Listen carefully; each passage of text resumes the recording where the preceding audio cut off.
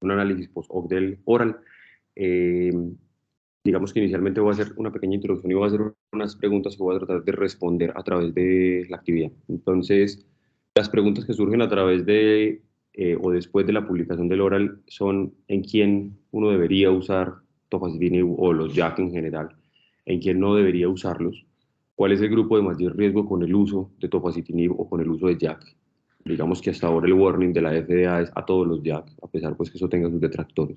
¿En cuál grupo el riesgo de eventos cardiovasculares es igual? Es decir, yo puedo utilizar JAK o no, y el, grupo, y el riesgo cardiovascular va a ser igual, y digamos que un poquito sobre qué dicen las guías de los JAK. Entonces, este es el oral, que es el estudio, digamos, que se publicó el año pasado, en enero, hace un año ya, un poco más de un año, que surgió bastante controversia alrededor de sus resultados.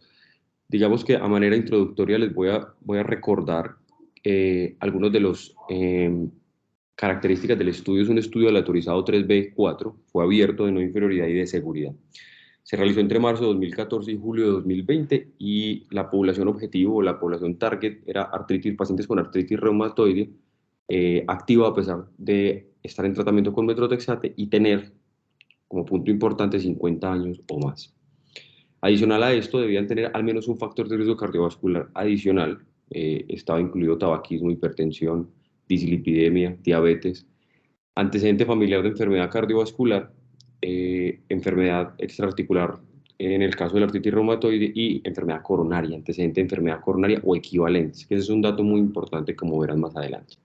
Ellos asignaron al azar en proporción 1-1-1 tofacitinib 5 y 10 miligramos, 5 miligramos 2 veces al día, 10 miligramos 2 veces al día, y un anti-TNF, que podría ser ADA o etanercept, ADA para Estados Unidos o etanercept para el resto del mundo. En febrero de 2019 ocurre digamos, warning a través del estudio, y es que tienen que cambiar la dosis de todos los de 10 miligramos a todos a 5 miligramos, a pesar que ellos hacen el análisis separado de 10 y 5 miligramos, porque en ese momento se dan cuenta de un aumento en el riesgo de tromboembolia con esta dosis. Entonces, digamos que esa es una de las cosas importantes a analizar del estudio, pero ellos hacen el análisis por dosis separadas, aunque digamos que ellos inicialmente hacen como dosis, como grupo entero. Ellos hacen un modelo de desenlaces coprimarios. El modelo de desenlaces coprimarios se basa en MACE, que son los eventos cardiovasculares, malignidad, excluyen carcinoma de piel, no melanoma, y trataban de demostrar no inferioridad, y esa forma de demostrar no inferioridad era poniendo un análisis donde los intervalos de confianza eran del 95 a 2 colas, pero para que el HR, digamos que fuera no inferior, debería ser menor a 1,8 cuando se hablaba de las dosis combinadas. Cuando era para dosis independientes versus TNF, el punto de corte fue 2. Tuvieron un total de 1.455 pacientes para la dosis de 5, 1.456 para la dosis de 10 y 1.451 para los anti-TNF. La mediana de seguimiento fue 4 años, que eso es una de las críticas o alguno de los puntos a analizar del estudio, y es que el riesgo cardiovascular en general se mide a 10 años, pero digamos que en este escenario pues es lo que pueden seguir. Para ambas dosis la incidencia, estos fueron los datos, no me voy a detener en esto porque digamos que se sale, pero más o menos estos fueron los datos que tenemos del estudio de, digamos, MACE y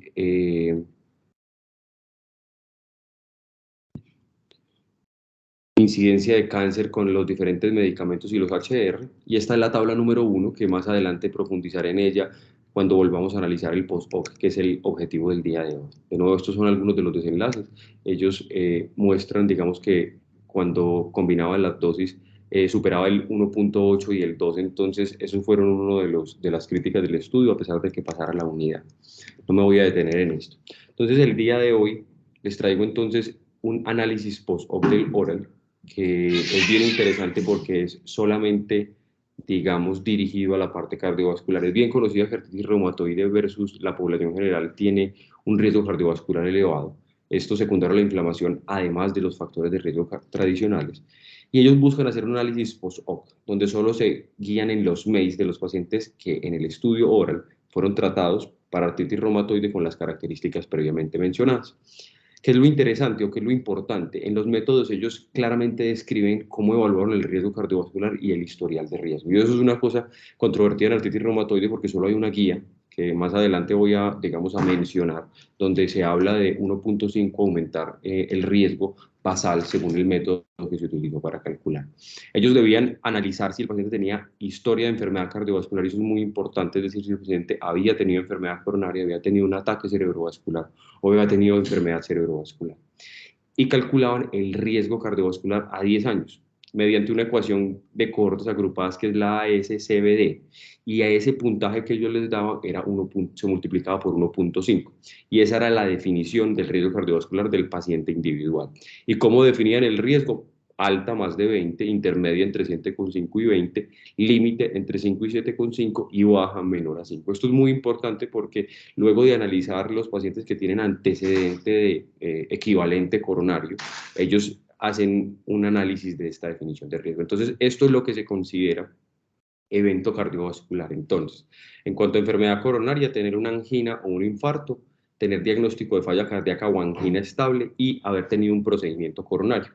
En cuanto a equivalentes coronarios, pero digamos cerebrovasculares, haber tenido una ACV o una IT, tener estenosis carótida o aterosclerosis carótida o haber tenido una una endarterectomía carótida. Y enfermedad vascular de las extremidades, pues lo mencioné. ¿Qué desenlaces buscaron? Entonces ellos fueron adjudicando por un comité externo independiente definiendo el MACE, entonces, que era un desenlace compuesto de muerte cardiovascular, donde incluía muerte por infarto, ACV, muerte súbita cardíaca, insuficiencia cardíaca, procedimientos, hemorragia relacionada con el evento y otras causas cardiovasculares. Excluyeron embolia por muerte y incluían IAM y ACV no fatal. Entonces, los resultados se analizaron en todos los pacientes aleatorizados que recibieron al menos una dosis del fármaco y los pacientes aleatorizados a TOFA 10, a los que se les redujo la dosis, se analizaron igual en el grupo de 10, que eso es importante. Hicieron una tasa de incidencia bruta que la expresaron como número de pacientes al primer evento por 100 pacientes años, con un intervalo de confianza del 95 de 2 colas. Y los HR también lo calcularon a 2 colas con un intervalo de confianza del 95. Hicieron una comparación por pares entre los grupos de tratamiento de las dosis de TOFA versus anti-TNF. Listo, entonces, ¿qué adicional hicieron? Que es parte de lo interesante del estudio, es que realizaron análisis de subgrupos adicionales entre el antecedente de aquellos que tenían equivalente coronario o equivalente enfermedad y el riesgo inicial de MACE. Y calcularon de nuevo el HR y la tasa de incidencia de MACE, infarto agudo del miocardio, accidente cerebrovascular, secundario a uso de TOFA o TNF. Ellos lo agrupan, aunque más adelante veremos que lo diferencian por dosis. Calculan NNH, pacientes años expuestos a TOFA es necesario para que se dé un evento inicial, y NNH negativo como el inverso. Bueno, ya entrando en detalle del estudio, 4.362 pacientes, que es los mismos números del oral, porque esto es un post-hoc que ya se los había mencionado previamente, con una mediana de seguimiento ya mencionada de 4 años, 71% completa el estudio, 62% completa el tratamiento. Entonces, en pantalla, como pueden ver, hay cosas muy interesantes del estudio. Evidentemente, es un grupo de pacientes que son mayores de 65 años, una proporción importante. Recuerden que para ingresar al estudio de entrada debía tener más de 50, pero casi el 30% tenía más de 65 años. Lo segundo es que el 15% tenía equivalente coronario, y esto es una cosa que mencionan en la discusión y que en los estudios previos se ve, y es que de la proporción, es decir, del 100% de pacientes con artritis reumatoide, más o menos el 15% va a tener las características de ese grupo de equivalente coronario en la población general, es decir, por fuera de este estudio incluso. Y más o menos el 15%, es decir, sumando los dos sería el 30%, va a tener un alto riesgo cardiovascular calculado por mes. Evidentemente, cuando hablaban de historia, esto va a ser el 100%, pues porque es el grupo target. Lo segundo es que había una gran proporción de pacientes que había fumado o era fumador, casi la mitad de la población, y el uso basal de glucocorticoides estaba entre el 57 más o menos y 60%, lo cual es un número importante. 15% tenía uso de aspirina, que debería ser incluso más por aquellos pacientes mayores al 20%, lo mismo que el uso basal de estatina, que estaba un poco bajo, aunque si vamos solamente al grupo de riesgo cardiovascular, uno nota que el uso de antiplaquetarios era el 50%, debería ser más alto, lo mismo que el uso de estatinas. Y el uso previo de TNF tan solo era el 8%.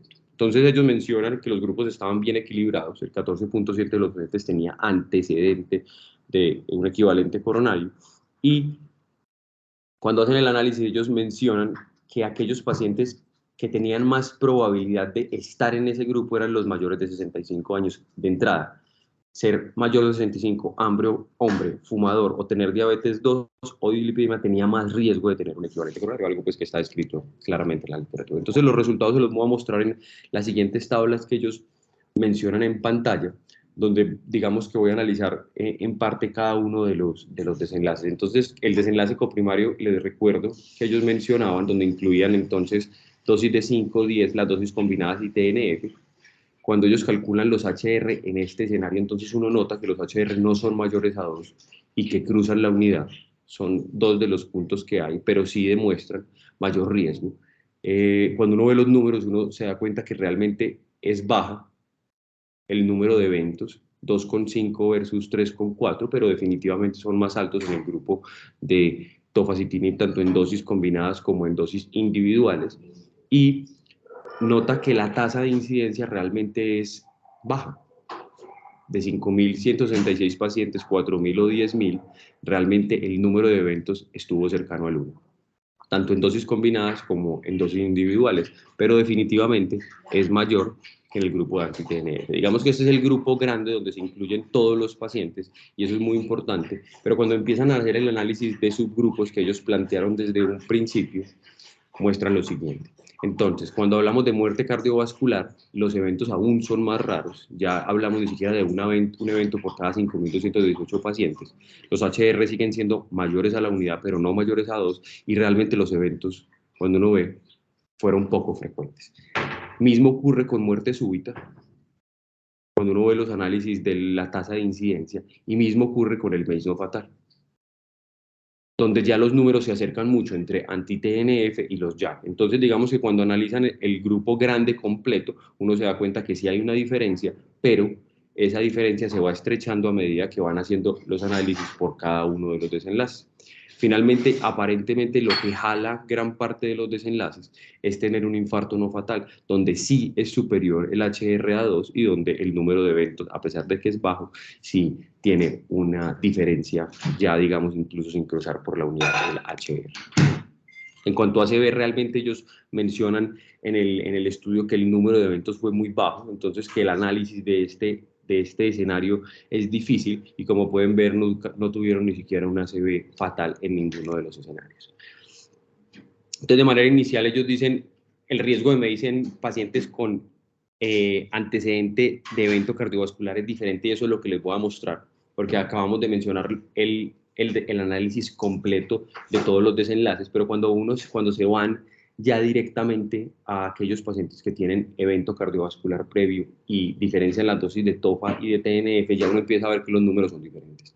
8.3 versus 4.2 y eso es lo que vamos a ver en este momento.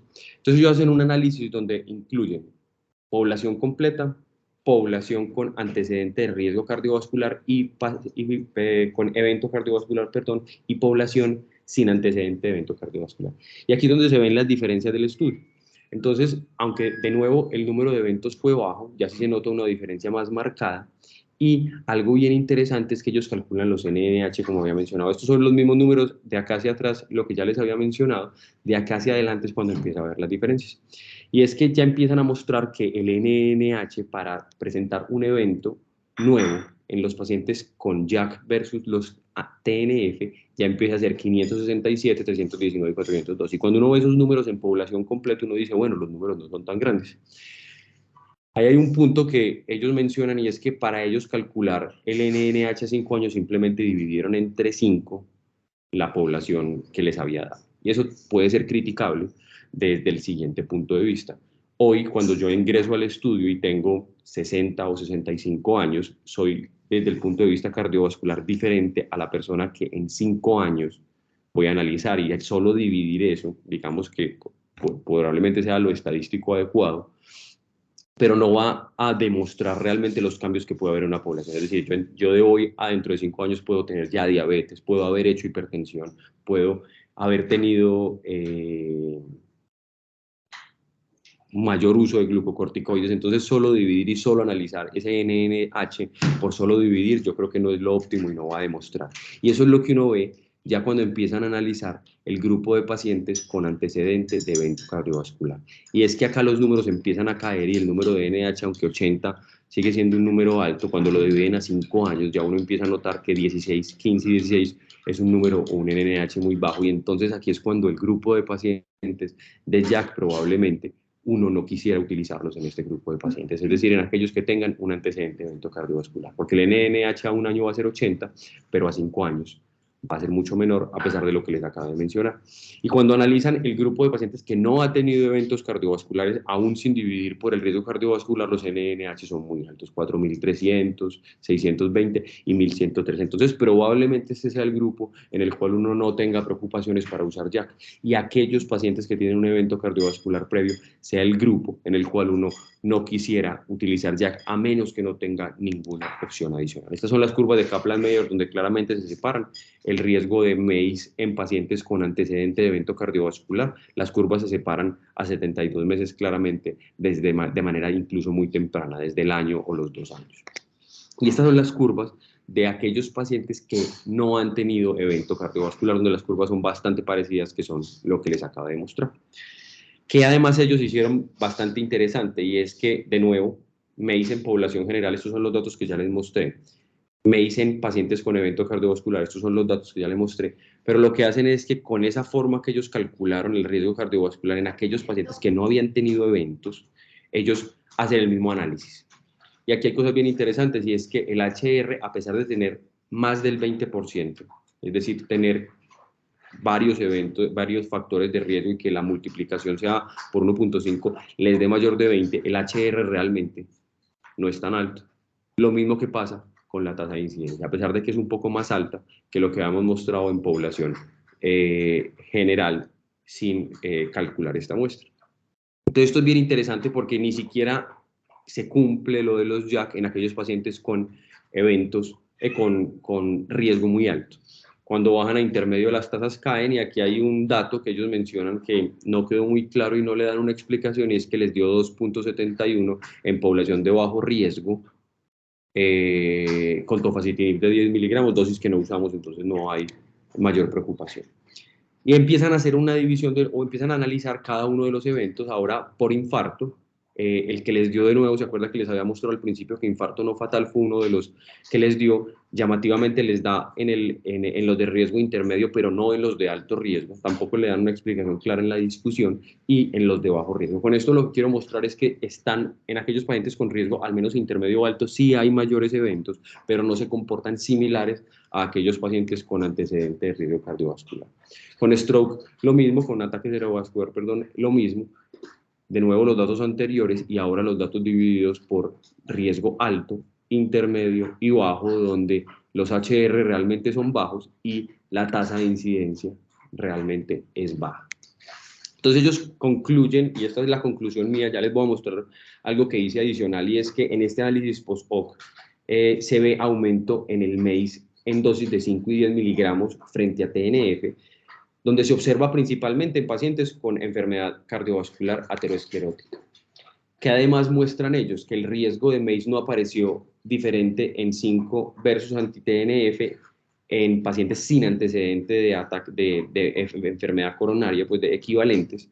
Pero ojo, ellos mismos anotan, que me pareció pues muy adecuado del estudio, que esto es un análisis exploratorio y que la tasa de incidencia, que la tasa de eventos fue baja. Entonces no se puede descartar del todo el riesgo de MACE en pacientes con varios factores cardiovasculares, que era lo yo les mostraba los datos, pero ellos mismos mencionan que en mayores del 20%, probablemente a pesar de que a ellos no les dé, sería un grupo de riesgo en el cual uno tampoco estaría tranquilo utilizando este tipo de medicamentos. Entonces, ahora que estamos, digamos que en el escenario de la inteligencia artificial, utilicé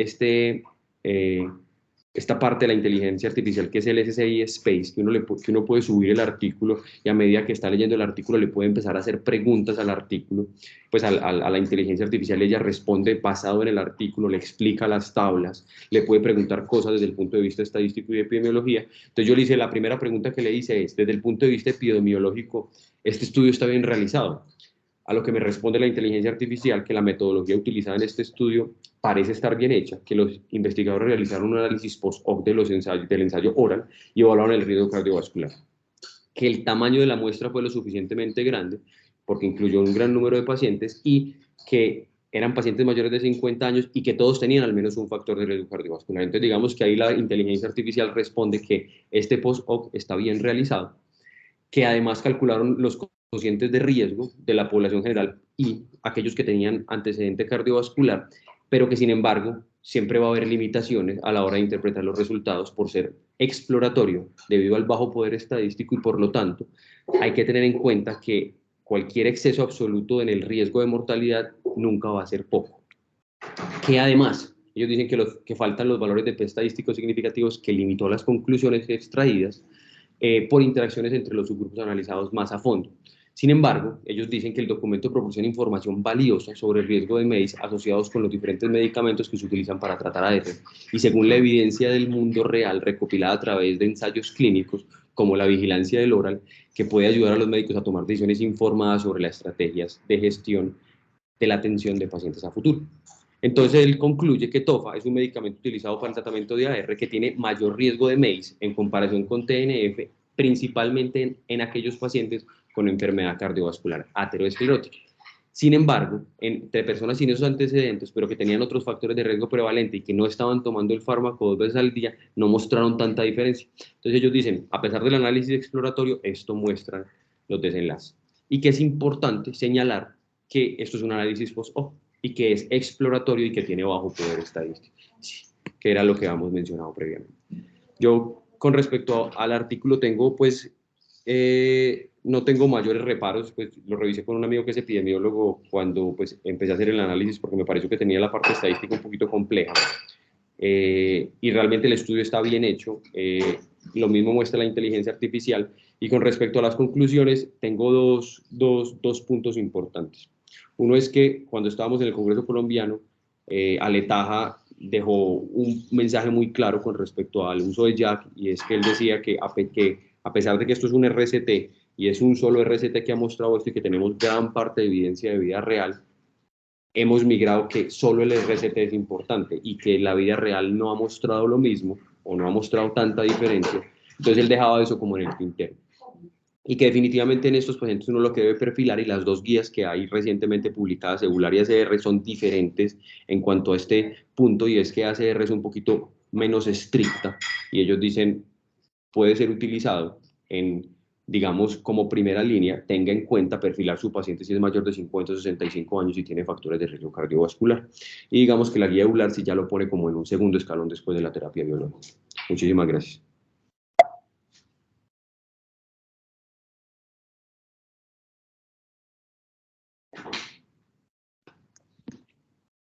Carolina, para parar la grabación, por favor.